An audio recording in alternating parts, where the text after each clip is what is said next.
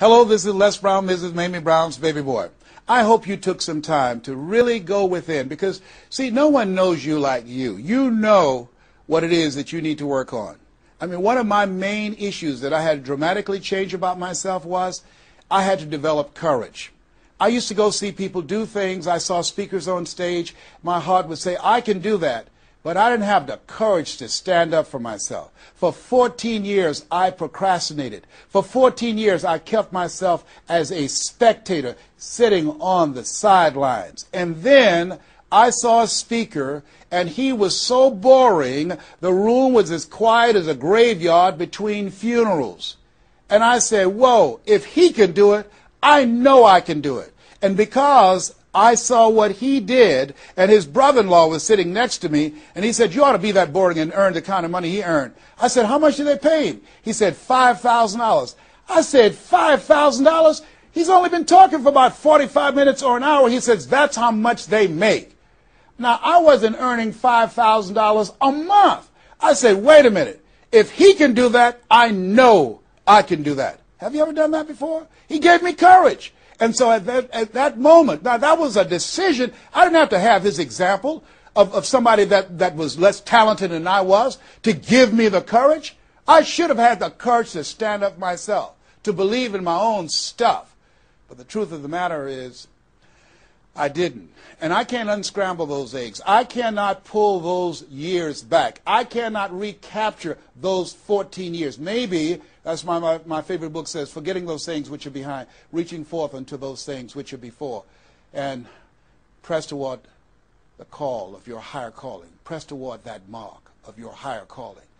And that's what I do. That's what I do every day. I have to continue to work up the courage. I remember going in to do a presentation before a group of educators. I was the only one there without a college degree. And I had to talk to myself. I went into the bathroom and I said, Les Brown, let me tell you something.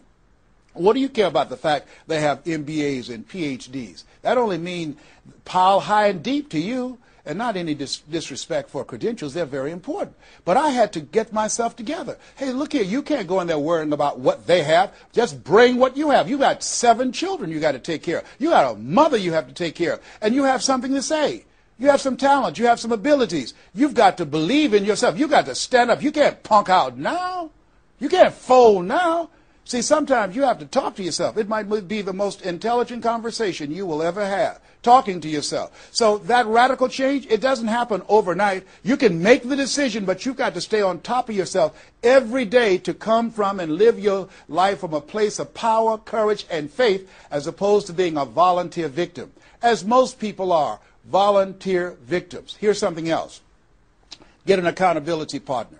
Get someone that's like you, a like-minded, like-hearted person, that you have similar goals and dreams, and you hold each other accountable, and you talk with each other on a regular basis. And if you can, join a mastermind group of other supportive mindsets of individuals who are working to improve themselves, who are stretching and challenging themselves. And here's something else, a worthwhile investment.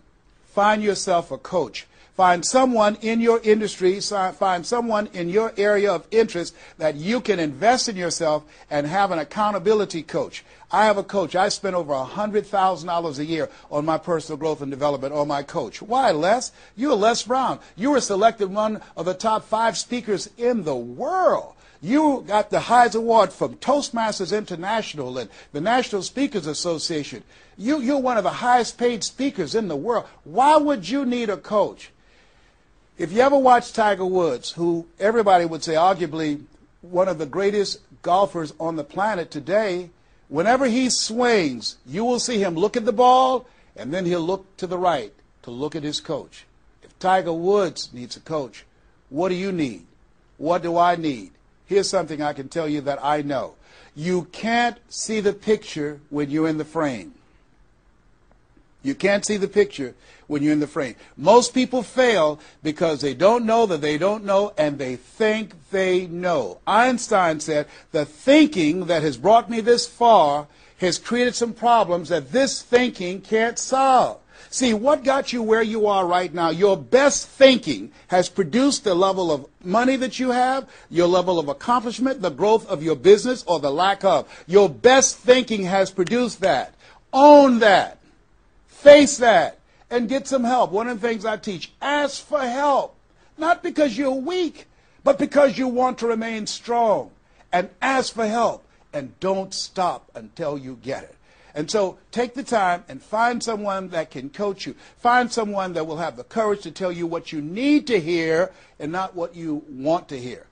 And that's what I have in Mike Williams, who's been my coach for the past 38 years. And I shudder to think what would have happened to me. I used to be a disc jockey, Les Brown, the man about town, LB, Triple P. There were none before me, there will be none after me. Therefore, that makes me the one and only. Young and single, love to mingle, certified, bona fide, duly qualified to bring you satisfaction and a whole lot of action. I was bad, baby. Yes, I was. And this guy said, Les, you're more than a disc jockey. What are you talking about? Man, if you can entertain people and don't see them, if you can reach people, Les, through this microphone and you can't see them, what can you do if you could see them? If you can entertain them, you can educate them. You can empower them. If you can be Les Brown, the man about town, and you can swim to the bottom of the deepest ocean or climb to the mountain, the top of the highest mountain, no matter where you go, they'll be talking about me, LB, Triple P. If you can come up with all of that kind of gobbly-gob garbage, what could you do if you sat down and you started thinking and doing editorials about things that's maintaining our detriment? What could you do to inspire people to register to vote? What could you do to begin to impact public policy? You've got to get a larger vision of yourself. I said, Mike, I never thought about myself in that way. See, has anybody ever seen something for you that you didn't see it for yourself? I didn't see that for myself. Maybe that's why my favorite book says, eye has not seen, ear has not heard, nor has entered the heart of mankind what God has in store for you. Because of what he saw in me, he inspired me. He gave me a vision of myself beyond my circumstances, beyond my mental conditioning, and beyond the job where I was, because I thought I was just a disc jockey. I love that. I master a microphone. You drop me in any city, I can master a microphone. I can turn a city upside down with a microphone. But I had more in me than I was expressing, and I did not know it. And because of his encouragement, I became a community activist. Because of his encouragement, I started doing a talk show called Voice of the People. Because of his encouragement, when I got out of radio, I ran for the Ohio legislature, and I was elected. And because of his encouragement, I passed 14 bills my first term. Because of his encouragement, I was elected 3 times and became the chairman of the Human Resource Committee. Because of his encouragement, I became a public speaker. Because of his encouragement, I became an author. Because of his encouragement, I did a show for King World called The Les Brown Show, and they paid me $5 million, $2 million not to speak. Because of his encouragement, I produced specials for PBS, public television. They said, you couldn't do that. You don't have a college education. It's educational television. Because of his encouragement, I did so many things I had absolutely no idea that I could do. I encourage you to live full and to die empty. There's more in you right now than just working on a job where they pay you just enough to keep you from quitting and you work just hard enough to keep from getting fired. And when you make the decision and identify that key area of your life that you need to make a radical change, things will begin to open up for you. Now, here's the other thing that's very important. Once you identify your goal, I want you to get, if possible, a visual picture of your goal. My major goal was to buy my mother a home. I got the picture of the home with a 12-foot swimming pool and a basketball court on a golf course. I bought that home for my mother. It cost just over $400,000, 10,000 square feet. I had a picture long before I had the money and the down payment to get it. My goal was to be known nationally and internationally as a speaker. I had that goal. I had a card that I had on one side, asking and shall be given, seeking ye shall find, knocking and shall be opened. On the other side I had, I'm the world's #1 orator. I produced that result in my life. I had a goal of becoming a talk show host. I used to watch Phil Donahue, and I put my picture on the screen of the television. As I listened to the program, I visualized myself there, and I was called by King World Production, and I had my own talk show. Well, it was the highest rated, fastest canceled talk show in the history of television. Well, at least I had one. It's called life. Now, here's something else. You will fail your way to success. Trust me on that. You can have a lot of failures, a lot of disappointments, but you will fail your way to success. Goethe says, that which does not kill you will make you stronger. See, 85% of people allow their fear of failure to outweigh their desire to succeed. That's why you have to be of good courage. You have to have courage. When life knocks you down, I have a saying, try and land on your back, because if you can look up, you can get up. So once you look at and decide the goal that you want to put some things, put a treasure board or a goal board and have pictures of the goal that you want to achieve so you can see it every day when you get up in the morning and the last thing at night. You're programming your subconscious mind where 9 out of 10 decisions that you make comes from there. Here's something else. Not only do you want a physical picture that you can see every day to remind you to keep you on course, but the other thing that's very important in achieving your goals, writing your goals down in detail and having 7 action steps that you take every day. Now, Robert Schuller said, by the yard it's hard, but inch by inch, anything is a cinch. You want to think about what are the things I need to do every day. Break it down into increments. You have your 30-day goals, and you have your 3-month goals, and your 6-month goals, and your 1-year goals, all right? You want to break it down in increments. What do you need to do starting today? Don't squander any time. There goes a second. There goes another second. There goes another second. And all the power in the world can't bring it back. So what are 7 things that you can do starting today? And then once you do those 7 things, then you work on all the other stuff. But what are the 7 most important steps that you can take that can move you in the direction of your goal? And when I decided to become a speaker, I started memorizing quotes every day. That was one of the goals I had, to memorize quotes. I have probably over 400 to 500 quotes and statistics in my head in all kind of areas. I've spoken at the National Convention for real estate conventions, RE/MAX. I've spoken for doctors and lawyers. I trained over 5,000 doctors last year, teaching doctors how to communicate with their patients to increase their taking of their hypertension medication, to increase their compliance from 30%. I was paid $640,000 in 1 month, Monday through Thursday, 30 minutes a day. A lot of people work a whole year and don't do that. I don't tell you that to impress you, but to impress upon you. You've got greatness in you. You can do more than you can ever begin to imagine. I had no idea this Les Brown UC existed. I had no idea. And the reason that you're watching me now is because you know in your heart of hearts that you can do what I've done and even more. And so as you begin to think about that, think about writing your goals down, listening to motivational messages, changing your relationships, upgrading your relationships, thinking about 7 things you need to do every day, some radical change you need to make in you. There's an old African proverb that says, if there's no enemy within, the enemy outside can do us no harm. Here's something else that's very, very important. As we talked about having a personal coach, the next thing that's important about reaching your goals is this. What is it as you look in your past that's affecting you right now? I saw a movie called Magnolia, a powerful line in that movie. And the movie said, we might be through with our past, but our past is not through with us. Whoa. Let me share something with you I realize about myself. The reason that I procrastinated for 14 years was because when I was in the 5th grade and Mrs. Mary Ford Williams said to Mrs. Crompton, he doesn't belong here. He is slow. He's not like his brother. And they put me back from the 5th grade to the 4th grade. That affected me. I didn't even realize it. They say sticks and stones will break your bones, but words will never hurt you. Yes, they will. But they can also free you up.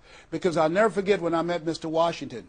It was my junior year in high school. I had been in special education from the 4th grade all the way up to my junior year in high school. My twin brother always made the honor roll. And he said, young man, work this problem out for me. He was a new instructor. I said, sir, I can't do that. He said, why not? I said, I'm not one of your students. He said, look at me. Yes, sir. Work the problem out anyhow. I can't do what you asked me to do, sir. Why?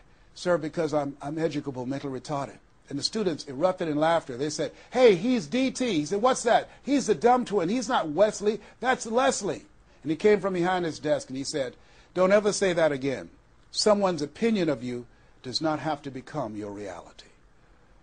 That was a jarring statement. On one hand, I was humiliated, but on the other hand, I was liberated because he looked at me with the eyes of Goethe, who said, look at a man the way that he is, he only becomes worse. But look at him as if he were what he could be, then he becomes what he should be.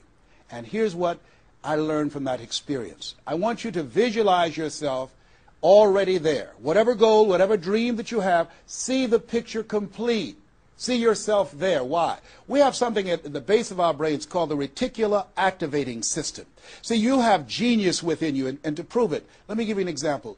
The other night, I said, I've got to get up tomorrow morning at 7 o'clock. I was at a hotel. I called downstairs and told them to call me at 7 o'clock. The hotel neglected to do it, but I woke up at 7 o'clock on the nose. Have you ever done that before? How did you know when to get up? Hey, that's subconscious mind. Everything we need, the answers are already there. Have you ever seen somebody and said, you know what, I remember your face, but I don't exactly know where. And then later on you say, hey, I know where I saw you, and it came. What happened? The conscious mind sent that thought to the subconscious mind, and it pulled that information up and gave it to you. Now, when you begin to hold the vision of what it is you want to achieve, you stimulate what is called the reticular activating system. It's a network like group of cells at the base of your brain. Let me share with you how it works. Have you ever purchased a car? No one goes to buy a car that has the same color that everyone else has. Has that ever happened to you before? But then once you buy the car and you drive it off the lot, you start seeing it everywhere. Say, hey, where did this come from? Let me tell you what happened. You made an investment. And because you made an investment, that piqued your awareness, that stimulated your reticular activating system. Another case in point. I was at a party with a friend of mine, and we were dancing, and music was blasting. She said, wait a minute, my son is crying, he's at the door. I said, your son's not at the door, because even if he were, you wouldn't be able to hear him. And she stopped, went to the door, opened the door, and there her 4-year-old son was at the door. How did she hear it and I didn't hear it and the other people dancing? It wasn't our child. It was her child. Her reticular activating system picked up his whimpering sound. And I'm saying to you that you have that in you. When you focus on your goals and dreams and you visualize it complete, it will stimulate the reticular activating system and it will lead you there following all the other things that we suggested.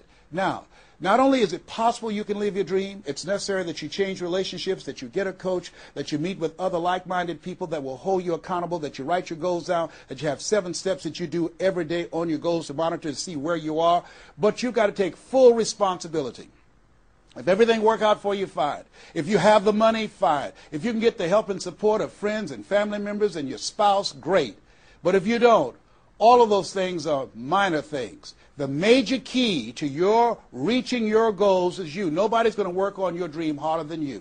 Trust me on that one. You've got to take responsibility to make it happen. If it happens when you come out the gate, fine. But if you fail, so what? Come back again and again and again and again. If it's something that you love, if it's your passion, until you do it. George Bernard Shaw said, the people that make it in this life, they look around for the circumstances that they want, and if they can't find them, they create them. Here's something else. It's hard. When I bought the first home for my mother, and I didn't do a title search, and a guy sued me, and I had to move out from the big, beautiful home I bought her to a roach-infested home I moved her out of, and the neighbors came out and said, Mamie, y'all back? Yes, what happened? My boy lost a house. He didn't do a title search. And we had to get out. They foreclosed on the house. He didn't have the $50,000 to pay the guy who put a lien on the property. It was devastating. But let me tell you something. It was worth it because I came back. 90 days later, I got a bigger and better house. 90 days later, I stayed focused on the goal. And that's the thing that you want to do. Stay focused on your goal. Keep the main thing the main thing. You're going to have distractions. That's a part of the process. It's not there to stop you. It's only there to challenge you. You want to grow through it. You know, I think it was Robert Schuller who said, tough times never last, but tough people do. Keep the main thing the main thing. You're going through hell? Don't stop. Keep moving. Keep on moving. Don't stop to talk about it. Keep moving. That's the name of the game. Keep on swinging. One of my favorite movies is Cool Hand Luke and Paul Newman. I don't know if you've ever seen the movie, but there's a scene where Cool Hand Luke is fighting a guy, big dude, just kept knocking him down. Bam! That kept on knocking him down. Cool Hand would get up, he'd knock him down. Bam! And pretty soon the guys was feeling sorry, say, stay down, Cool Hand, stay down. Cool Hand Luke would get back up again. Guy would knock him down. Bam! The guy would say, stay down, man, stay down. Cool Hand would get back up again. The guy would knock him down. Bam! And after a while, the guy got tired of knocking Cool Hand down. And Cool Hand stood up. Everybody had walked away, and he was still swinging in the wind. Swinging. Nobody was there but him. That's who I am. Cool Hand Luke. That's who you want to be. Cool Hand Luke. You keep on swinging, and the universe will yield to you. It will dispatch angels to come rescue you and say, back off. Give him what he wants. Give her what she wants. Let's go find a wimp today. That's the way life is. It's hard, but it's worth it. What will make it worth it for you? Nietzsche said, if you know the why for living, you can endure almost anyhow. I want you to take the time and write down 12 reasons on why you won't fail. Because when the tough times come, and they're going to come, when life hits you on the blind side, and that's going to happen, your children start going crazy, or someone you thought you'd be married to for the rest of your life, like I went through, and they decide they want a divorce, called life. What is it that can keep you going? Your reasons will be your rod and staff to comfort you, to take you through that process. I can tell you it's possible. You can live your dreams. It's necessary that you surround yourself with people you can learn from and grow from, that you write your goals out, you work on them every day, that you have a made-up mind, I am going to make it. It's necessary that you constantly work on yourself, reading positive material, listening to positive material, going to seminars and workshops, investing in yourself, getting a coach. And it's you. You've got to take personal responsibility to make it happen. Don't see yourself as a victim. And it's hard. It's hard. Changing your life is hard. Getting up, working when you're in pain is hard. It's hard. It's hard. Working when you are trying to make something happen for you and the family, and you go home and you're facing a living hell where you need to refuel and replenish yourself mentally and emotionally and spiritually, and you got a battle in your home base. It's hard to keep your spirit up. It's hard. And people don't see the vision. They don't believe in you. They say, oh, you can count on me, and they're not there. They just lied. They're only there when they need you. It's hard. I can tell you, it's worth it. The sacrifice that you have to make, I can tell you from my experience, it's worth it. So take the time to write down, what are those 12 reasons of why you won't give up? What is it that will make it worth it for you? And once you find that, you will create some momentum in your life, and then it's done. It's done. Stick a fork in it. It's done. Here's something I want you to keep in mind. Life is a fight for territory. It's a fight for territory. And once you stop fighting for what you want, what you don't want will automatically take over. I want you to read that. I want you to memorize that. I want you to put it someplace where you can see it. I want you to keep that in mind. Life is a fight for territory. And once you stop fighting for what you want, what you don't want will automatically take over. Once you stop fighting for financial freedom, I am cancer-free, I'm debt-free, and I'm drama-free. I have the faith to call forth those things that be not as though they were. I'm fighting for my peace of mind. I'm fighting for my freedom. I'm fighting for my children's children's children. I'm fighting to create a brighter tomorrow. I'm fighting to make a difference in life. I'm fighting to make my print, to leave my mark. I refuse to die and unlive life. And that's what you are doing right now. You're saying to yourself, I refuse to die and unlive life. I want my life to count. I want my life to mean something. I want not to be a burden to anybody. I want to control my own future, to write my own check, to control my own destiny, to do what I want to do when I want to do it, not to answer to anyone else but myself. You have it like that. The only reason you're watching me is because we're cut from the same cloth. We're branches of the same tree. The only reason you take the time to invest in your time, your money, and your energy to just stay here and focus right now, because you feel me in your heart. Where your heart is, there your treasure is also. As a man thinketh in his heart, so is he. And I say to you, keep in mind what I said. Life is a fight for territory. And once you stop fighting for what you want, what you don't want will automatically take over. Jim Rohn said something I love. He said, when the end comes for you, let it find you conquering a new mountain, not sliding down an old one. No. Life is too short and unpredictable, as Helen Keller would say. Eat the dessert first. Don't let it find you sliding down the same mountain. I don't know what your goals are. I don't know what your dreams are. Here's what I know about you. You have greatness within you.